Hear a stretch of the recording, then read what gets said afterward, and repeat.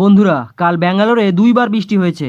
প্রথমবার মাঠে বৃষ্টি হয়, আর পরে চেন্নাইয়ের ভক্তরা ম্যাচ হারায় কেঁদে ভাসায়। বিগত এক সপ্তাহ ধরে বেঙ্গালুরু আর চেন্নাইয়ের ম্যাচের জন্য অধীর আগ্রহে সবাই বসেছিল, আর সবাই জানতো কালকের ম্যাচে হয় ধোনি না হলে কোহলি, যে কোনো একজনের মন তো ভাঙবেই ভাঙবে। কিন্তু কাল ধোনি ভাইয়েরই মন ভেঙেছে, আর আমার তো মনে হয় কালকের ম্যাচেই ধোনিকে আমরা শেষবারের মতো খেলতে দেখেছি। তবে ব্যাঙ্গালোরকে অনেক অনেক শুভেচ্ছা, কারণ এক মাস ধরে ম্যাচ না জিতেও প্লে অফে পৌঁছে যাওয়া যে কোনো টিমের অকাদের বাইরে। তবে মানতেই হবে বিরাট কোহলিকে, এত এনার্জি তো আমার 4 বোতল গ্লুকন্ডি খাওয়ার পরেও আসে না, যত এনার্জি কালকের ম্যাচে বিরাট কোহলি দেখিয়েছে।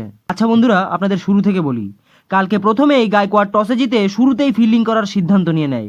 আর Virat Kohli, Faf du Plessis দুজনেই জানতো যে আজকে যদি না হয় তাহলে কোনো দিনই হবে না, যার ফলে কোহলি আর ডু প্লেসি ব্যাট ধরতে নেমেই শুরুতেই পেটানো শুরু করে দেয়। তারপর মাঠে বৃষ্টি নামে, যার কারণে কিছুক্ষণ খেলা বন্ধ থাকে। তারপর যখন ম্যাচ শুরু হয় আমি তো একেবারে অবাক হয়ে যাই, কারণ বল এত সুইং করছিল যে পিচ ইচ্ছাধারী নাগিন হয়ে গেছিল, যার কারণে বিরাট কোহলি 47 রান করে নিজের হাফ সেঞ্চুরি থেকে 3 রান পেছনে পড়ে যায়।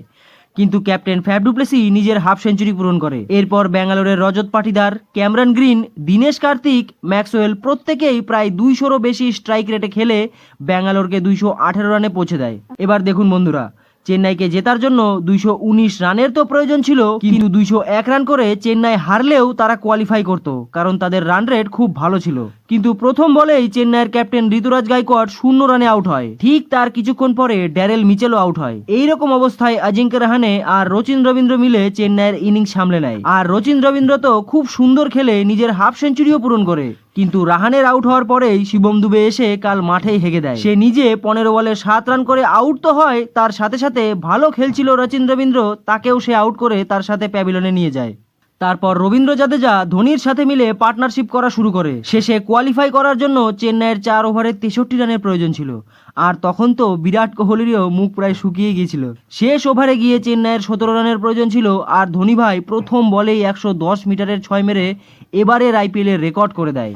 কিন্তু খারাপ সময় যেমন মানুষের জীবনে চিরকাল থাকে না, তেমনি ইয়াস দয়াল যে আগের বছর রিঙ্কু সিং এর কাছে 5টি 6 খেয়েছিল, তারও সময় বদলে যায়। আর পরের বলেই সে মহেন্দ্র সিং ধোনিকে আউট করে দেয়। তারপর শেষ 2 বলে 10 রানের প্রয়োজন ছিল, আর রবীন্দ্র জাদেজা স্ট্রাইকে ছিল। মানে ঠিক আগের বছরের মতোই জাদেজা 2 বলে 10 রান করে যেমন চেন্নাইকে জিতিয়েছিল, আর এবারও কোয়ালিফাই করার জন্য 2 বলে 10 রানেরই প্রয়োজন ছিল। কিন্তু প্রত্যেক দিনই কি 2 বলে 10 রান হয় বলুন তো? তাই জাদেজাও কালকে 10 রান করতে পারেনি, যার ফলে ব্যাঙ্গালোর ক্রমাগত পরপর 6টি ম্যাচ জিতে 14 পয়েন্টস নিয়ে আইপিএলে কোয়ালিফাই করে গেল।